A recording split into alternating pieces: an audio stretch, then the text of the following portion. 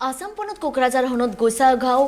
हाट railway station सुर रे रेलगाड़ी को न्यूर काते मिटांग कोड़ा गिद्रा गोई कुरा कनाय नितुम ताई दो हुयुक कना रकीबुल इस्लाम उमेर ताई दो 21 सेरमा आर ओड़ा ताई दो बारपेटा हनत रेना बालीभाटा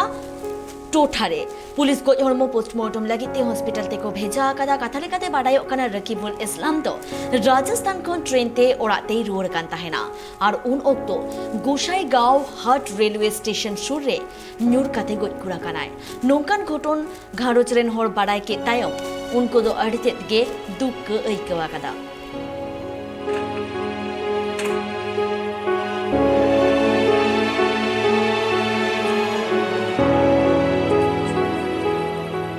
আজি যেহেতু রাতি হল আমি তো মৃতদেহ তো পিএম মানে সময় উপনীত হওয়ার কারণ নহব কালি অহাকালে আমি পিএম